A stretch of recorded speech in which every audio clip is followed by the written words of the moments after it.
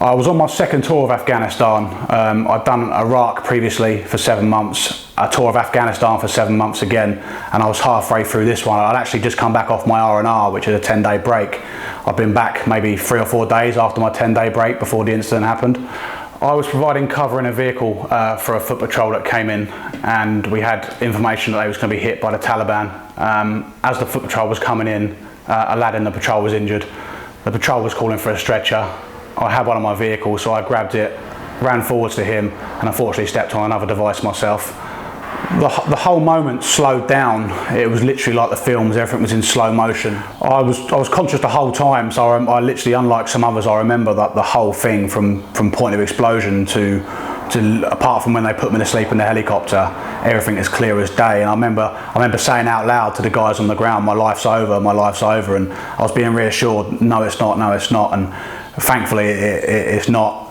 But there were so many things going through my mind in that short space of time, it's hard to pick out one single thing. I was thinking of family and friends back home, what I was going to do now, and it was all a blur afterwards, but the whole time was just in my face. It was just, what am I going to do now?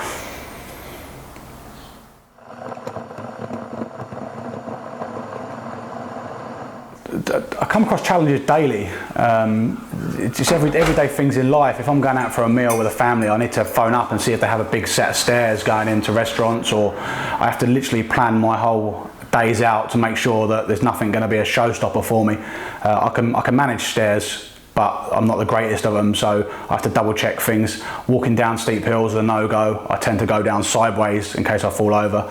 Apart from that, everything's okay. I just have to think a bit more about day-to-day tasks.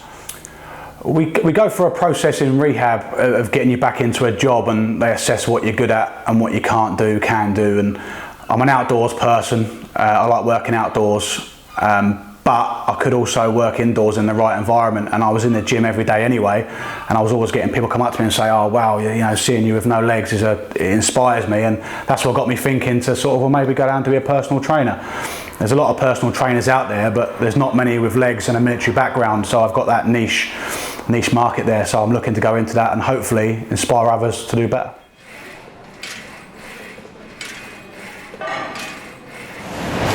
So when the people in the gym see me with my prosthetic legs on, I kind of get a mixed reaction.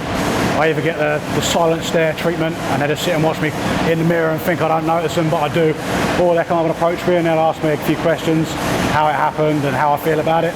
And then they'll just literally tell me it's motivation for them, and that gives me a sense of pleasure.